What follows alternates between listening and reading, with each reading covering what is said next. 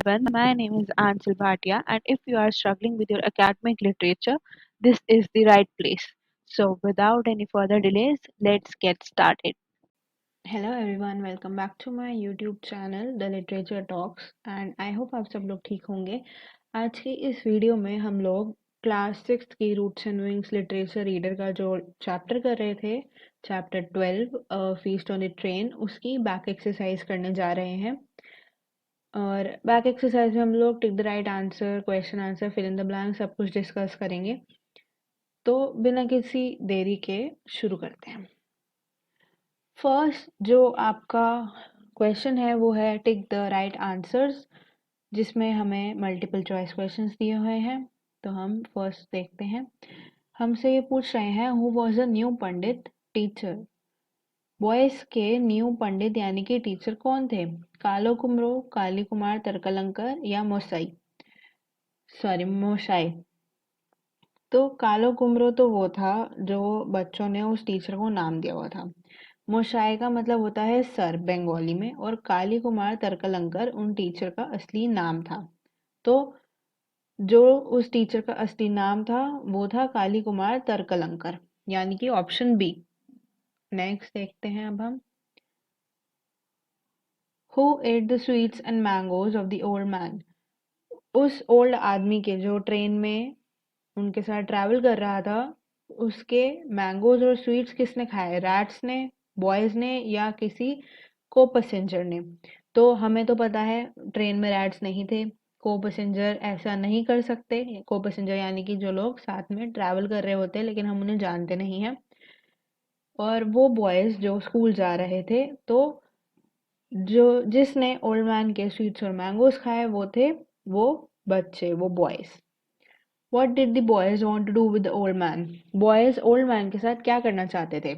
To provoke यानी कि उसे तंग करना चाहते थे। To please यानी कि उसे impress करना चाहते थे। या to cheat या उसे धोखा देना चाहते थे, उसकी कोई चीज लेके उसे धोखा देना चाहते थे। तो जो बॉयज थे वो उसे तंग करना चाहते थे। तो थर्ड का आंसर है to provoke।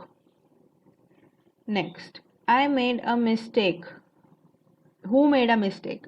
ये लाइन हमने पढ़ी थी चैप्टर में, किसी ने कही थी आई मेड अ मिस्टेक। तो ये लाइन किसने कही थी? किसने? एक गजमान ने उस ओल्ड जेंटलमैन ने जो ट्रैवल कर रहा था, बिचकुन बिचकुन उन बॉयज में से उनका एक फ्रेंड था, या एक को पैसेंजर ने? को पैसेंजर यानी कि जो उनके साथ ट्रैवल कर रहा था। तो किसने कहा था I made a mistake? Old man ने कहा था आई मेड अ मिस्टेक। तो यहाँ फोर्थ का जो आंसर है वो है दी ओल्ड मैन। फिफ्थ है who was the old man in fact. Old man असलियत में कौन था? An old employed man, sorry an old unemployed man, एक अनएम्प्लॉयड बुजुर्ग आदमी, या एक मैड मैन, एक पागल आदमी, या वो पंडित, the pandit who was suppose to join the school, या वो पंडित, वो न्यू टीचर जो स्कूल ज्वाइन करने वाला था, जिसकी बच्चे बात कर रहे थे, उसका मजाक उड़ा रहे थे।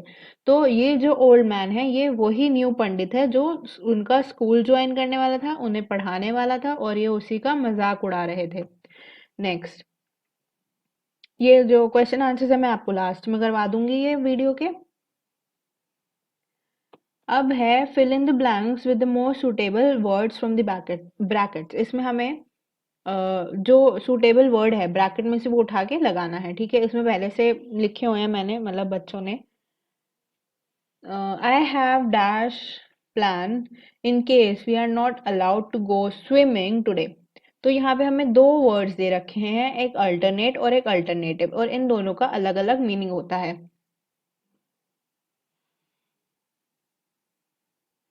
अल्टरनेट का मतलब होता है वो चीज जो बार बार हो, और अल्टरनेटिव का मतलब होता है कि कोई दूसरी चीज, यानी कि कोई दो चीजें हैं, तो लाइक एक ए है और एक बी है, तो अगर ए नहीं तो हमारे पास बी है, हम बी चूज कर सकते हैं, तो उसे अल्टरनेटिव कहते हैं।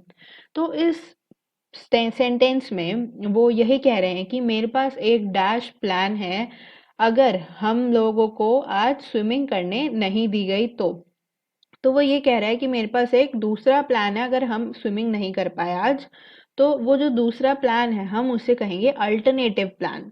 तो यहाँ पर ब्लैंक में अल्टरनेटिव आएगा। फिर नेक्स्ट है should I dash the red shirt with my jeans. यहाँ हमें दो वर्ड्स दिए हैं जो कि है ड्रेस और वियर। ड्रेस यानी कि तैयार होना, और वियर का मतलब होता है पहनना। तो यहाँ वो पूछ रहे हैं कि क्या मैं डैश करूं उस रेड शर्ट को मेरी जीन्स के साथ।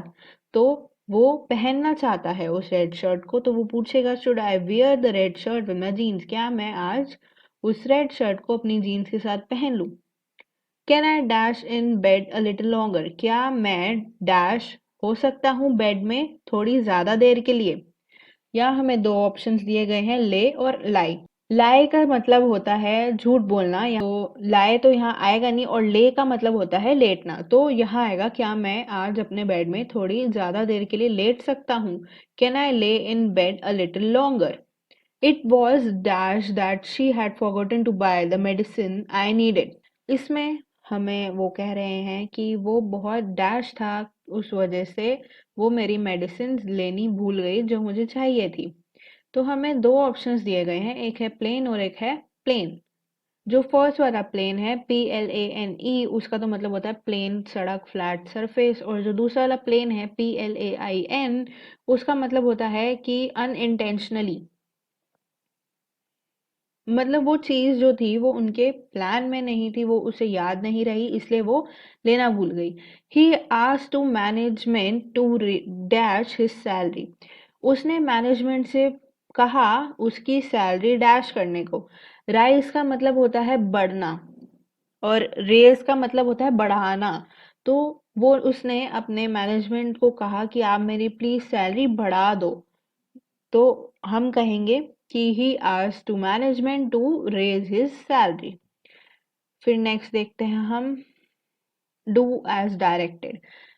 इसमें हमें वो करना है जो यहाँ लिखा हुआ है। अब वो हमसे पूछ रहे हैं अपोजिट ऑफ विटी। विटी का अपोजिट क्या होता है। विटी मतलब बहुत ज्यादा क्लेवर होना, तो विटी का अपोजिट है stupid. At the top of voice री राइट इन वर्ड वर्ड। अब हमें एक सेंटेंस दिया गया है जो है at the top of the voice, मतलब अपनी आवाज से भी और जोर से बोलना, चीख के बोलना। तो हमें इसका एक वर्ड में आंसर देना है, और उसका मतलब होता है लाउडली, यानी कि चिल्ला चिल्ला के बोलना। Noun form of recite. Recite की नाउन फॉर्म क्या होगी। रिसाइट की नाउन फॉर्म होगी रेसिटेशन। और सिनोनिम ऑफ हाल्टेड। हाल्टेड का सिनोनिम क्या होगा। सिनोनिम यानी same meaning but with different word. तो हाल्टेड का मतलब होता है स्टॉप, तो सिनोनिम होगा उसका स्टॉप्ड। ओके, सो अब हम क्वेश्चन आंसर्स देखते हैं। फर्स्ट क्वेश्चन है where were the boys going. Boys कहाँ जा रहे थे। After the holidays the boys were returning to school by train from their respective homes. बच्चों की, उन बॉयज की छुट्टियां खत्म हो गई थी और वो लोग अपने अपने स्कूल वापस जा रहे थे ट्रेन में बैठ के अपने घर से। What did the boys plan? Second question. The boys planned to teach a lesson to their new Pandit. Boys ने क्या प्लान किया था। बॉयज ने प्लान किया था कि वो अपने न्यू टीचर, न्यू पंडित को एक लेसन सिखाएंगे। Why did the boys tell the old man the story of rats? Boys ने ओल्ड मैन को रैट्स की स्टोरी क्यों सुनाई। The boys told the old man the story of rats as the boys ate all the kodmas and koichur and made a mess. Also, they wanted to make fun of the old man. Boys ने old man को rat वाली story इसलिए सुनाई क्योंकि वो लोग उस old man के सारे कोडमास और कोयचुर खा गए थे और उन्हें वहां पे बहुत ज्यादा गंद मचा दिया था।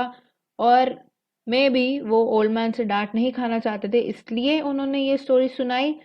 और वो उस ओल्ड मैन का मजाक उड़ा सके, इसलिए भी उन्होंने ये स्टोरी उन्हें सुनाई। Why did the boys invite the old man to join their school? अब बॉयज ने ओल्ड मैन को क्यों अपने स्कूल में बुलाया कि आप हमारा स्कूल ज्वाइन कर लो। The boys wanted the old man to join their school as they don't want to be taught by their new pandit. Boys ने ओल्ड मैन को अपने स्कूल इसलिए बुलाया ताकि वो उस न्यू पंडित जो आ रहा था उसकी जगह ले लें स्कूल में, क्योंकि वो अपने न्यू पंडित से नहीं पढ़ना चाहते थे।